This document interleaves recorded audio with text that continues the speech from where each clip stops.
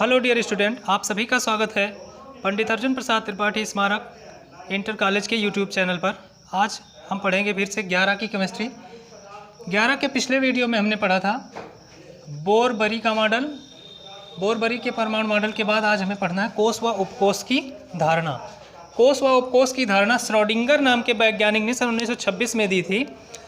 Electron की तरंग प्रकृति के आधार पर उन्होंने यह बताया था कि परमाणुओं में इलेक्ट्रॉनों का वितरण कोषों व उपकोषों में होता है। तो इनके बताए हुए इस अवधारणा को आज हम समझेंगे। सबसे पहले श्रोडिंगर ने बताया था, ये श्रोडिंगर ने 1926 में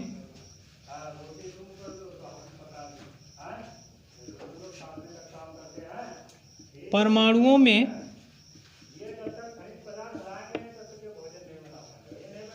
इलेक्ट्रॉन के वितरण को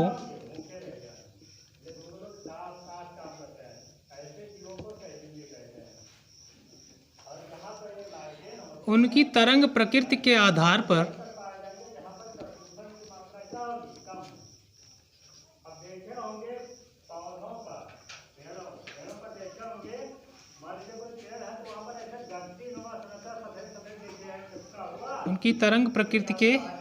पर बताया था और एक संशोधित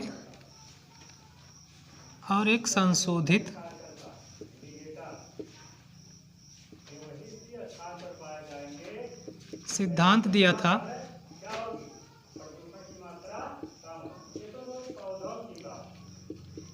जिसके कुछ बिंदु हम पढ़ेंगे। पहला बिंदु है, माने सबसे पहले इन्होंने क्या बताया कि परमाणु मुख्य रूप से दो भागों से मिलकर बना होता है। पहला होता है परमाणु का धनावेशित भाग, जिसे हम नाभिक कहते हैं। परमाणु मुख्य रूप से दो भागों से मिलकर बना होता है।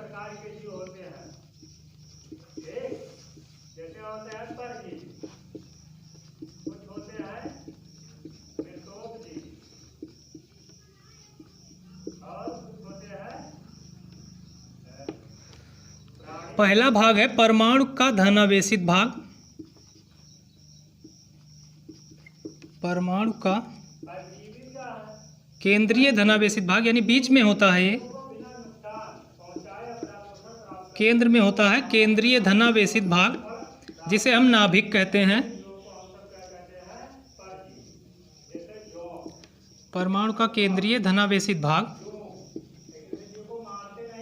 जिसे नाभिक कहते हैं।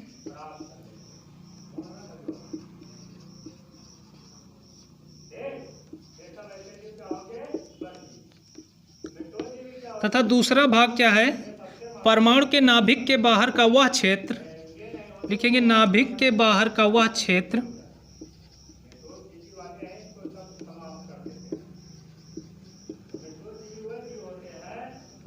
जहां इलेक्ट्रॉनों के पाए जाने की प्रायिकता अधिकतम होती है। जहां इलेक्ट्रॉनों के पाए जाने की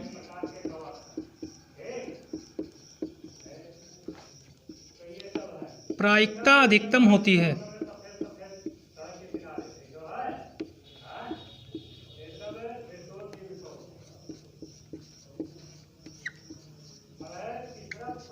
तो इनके अनुसार क्या था, परमाणु दो भागों से बना होता था। पहला परमाणु का धनावेशित भाग, जो कि केंद्र में होता था, उसे कहते थे नाभिक, और इसके बाहर का वह वातावरण जहां इलेक्ट्रॉन रहते थे, इसे इन्होंने कहा था कोष।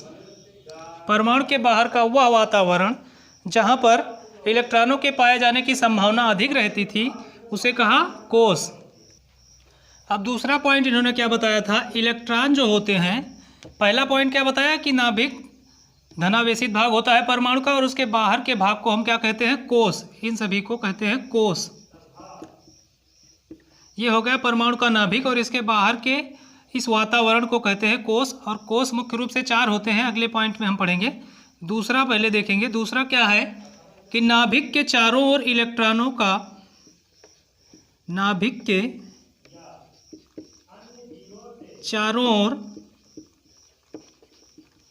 इलेक्ट्रॉनों का वितरण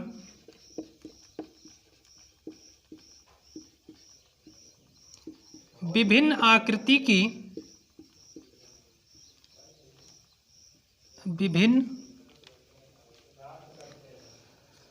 आकृति के कक्षकों में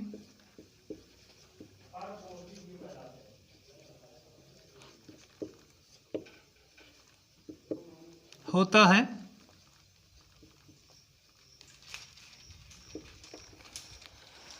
तीसरा पॉइंट इन्होंने बताया,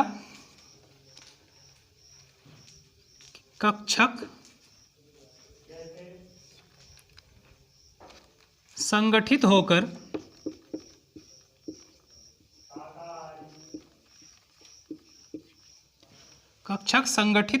उपकोष बनाते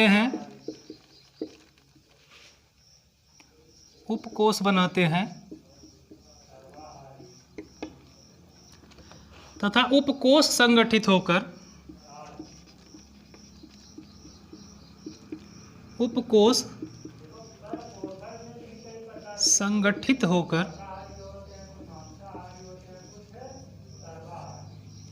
कोष का निर्माण करते हैं।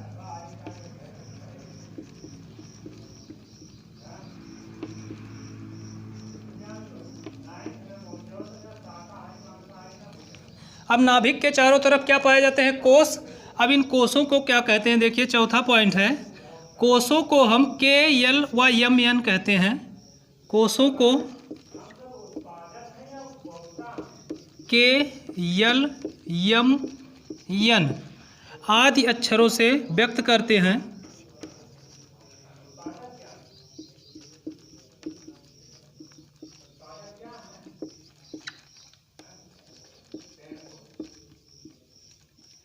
परमाणु के नाभिक के पास में जो कोष होता है, यानी ये है नाभिक, नाभिक के पास वाले कोष को हम कहते हैं के कोष, और इसकी क्रम संख्या भी होती है। इसे 1, 2, 3 से भी व्यक्त कर सकते हैं या लिख सकते हैं, या 1, 2, 3, 4 से व्यक्त करते हैं।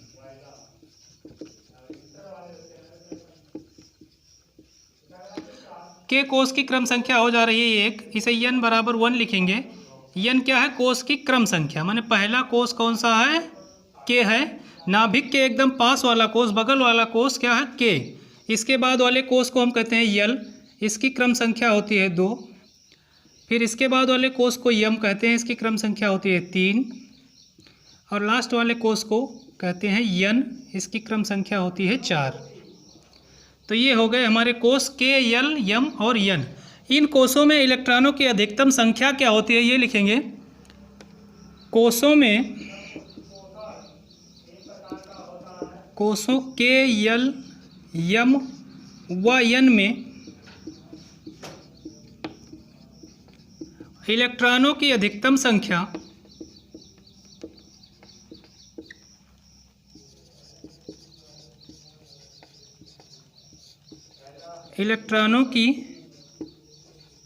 अधिकतम संख्या 2n² होती है।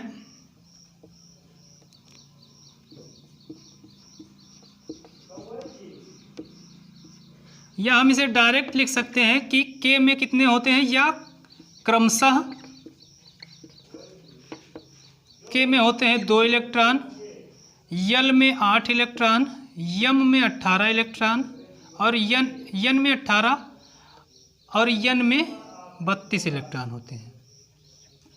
यानी के कोष में अधिकतम 2 इलेक्ट्रॉन रह सकते हैं, यल कोष में अधिकतम 8 इलेक्ट्रॉन रह सकते हैं और यम कोष में अधिकतम 18 तथा यन कोष में अधिकतम 32 इलेक्ट्रॉन रह सकते हैं।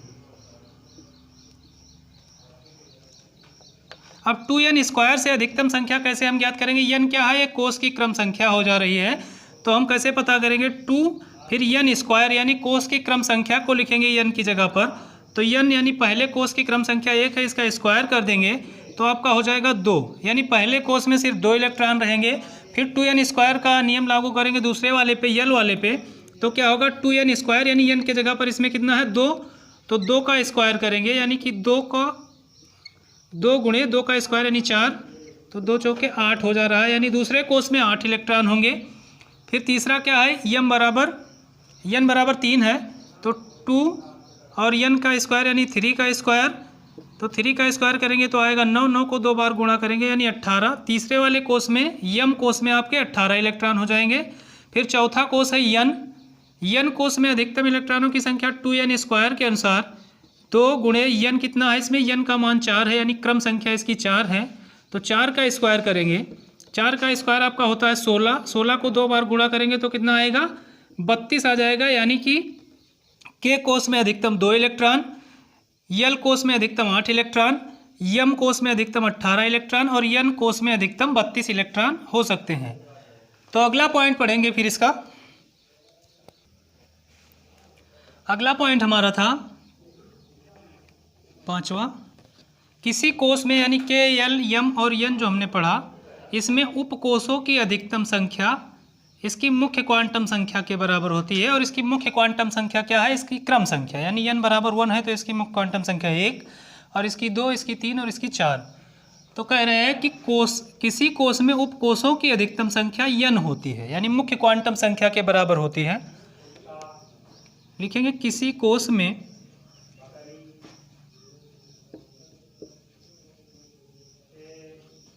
उपकोषों की संख्या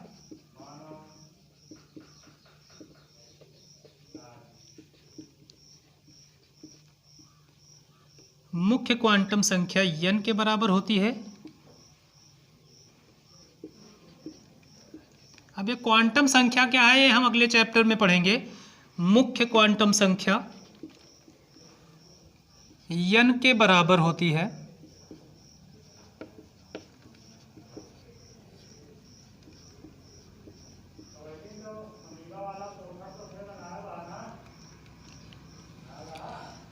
छठवां पॉइंट है, इन उपकोषों को हम क्या कहते हैं, उपकोषों को कैसे डिनोट करते हैं। लिखेंगे उपकोषों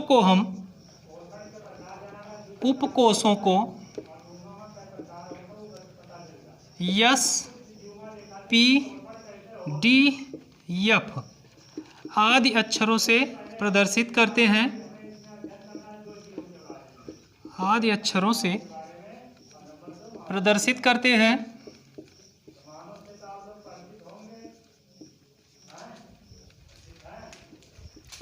अब इन उपकोषों के अंतर्गत क्या आते हैं, कक्षक आते हैं। तो हम लिखेंगे यस उपकोष में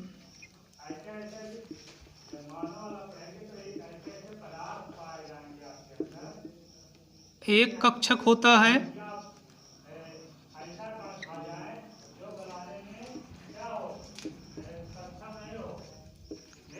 पी उपकोष में 3 कक्षक होते हैं, पी उपकोष में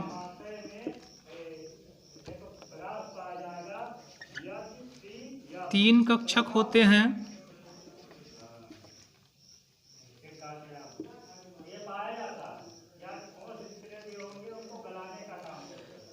डी उपकोष में 5 कक्षक होते हैं, डी उपकोष में 5 कक्षक होते हैं।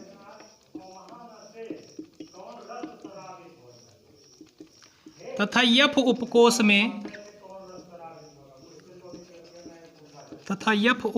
में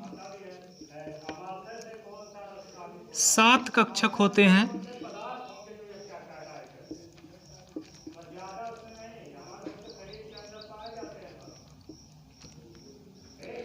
और इन सभी कक्षकों की ऊर्जाएं समान होती हैं, इन सभी कक्षकों की ऊर्जाएं समान होती हैं।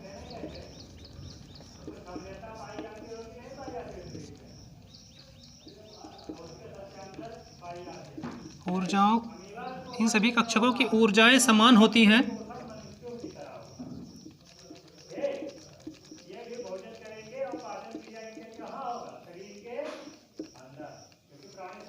और प्रत्येक कक्षक में सिर्फ 2 इलेक्ट्रॉन रह सकते हैं, वो भी विपरीत स्पिन के। ये भी लिख लेंगे कि प्रत्येक कक्षक में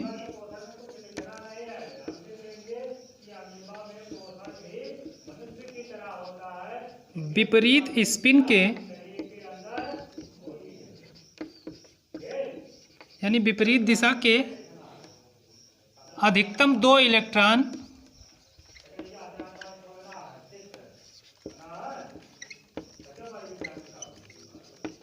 रह सकते हैं।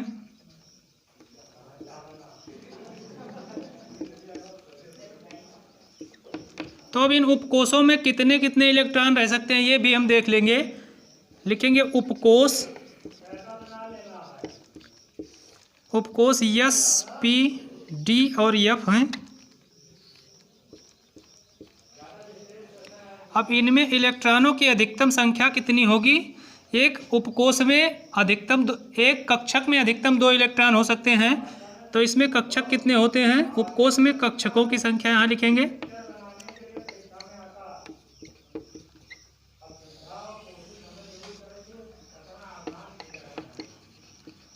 और इधर लिख देंगे अधिकतम इलेक्ट्रॉनों की संख्या। अब कक्षकों की संख्या, यस में कितने कक्षक होंगे हमने लिखा है, यस उपकोष में 1 कक्षक होता है। और हम जानते हैं क्या कि प्रत्येक कक्षक में विपरीत स्पिन के अधिकतम 2 इलेक्ट्रॉन रह सकते हैं। तो यस उपकोष में कितने कक्षक होते हैं? 1। तो इसमें कितने इलेक्ट्रॉन हो जाएंगे? अधिकतम 2 इलेक्ट्रॉन हो जाएंगे। फिर दूसरा है पी उपकोष। पी उपकोष में कितने कक्षक होते हैं? 3। पी उपकोष में 3 कक्षक होते हैं, यानी कि यहाँ लिखेंगे 3। और प्रत्येक कक्षक में विपरीत स्पिन के 2 इलेक्ट्रॉन होते हैं, यानी 3 को 2 बार गुणा करेंगे तो कितना हो जाएगा? इसमें अधिकतम 6 इलेक्ट्रॉन रहेंगे। फिर डी वाले में कितने होते हैं?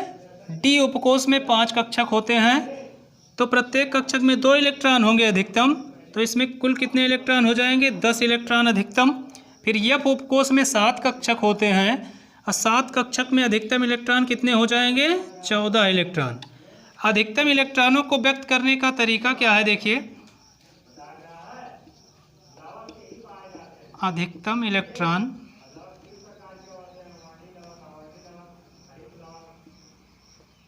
व्यक्त करना। यस है तो यस में अधिकतम इलेक्ट्रॉन 2 होते हैं, तो ऐसे लिखेंगे यस 2। फिर पी में कितने होते हैं? अधिकतम 6 इलेक्ट्रॉन, तो इसे लिखेंगे P6। डी में अधिकतम 10 इलेक्ट्रॉन होते हैं, तो लिखेंगे D10। और एफ में अधिकतम 14 इलेक्ट्रॉन होते हैं, तो लिखेंगे F14। चलिए, आज के वीडियो में बस इतना ही पढ़ेंगे हम। और आप लोग क्या करिए, इसका नोटबुक ज़रूर बना लीजिए भैया। नोटबुक बना लीजिए ताकि आपकी पढ़ाई चलती रहे और कोई दिक्कत ना हो आपको।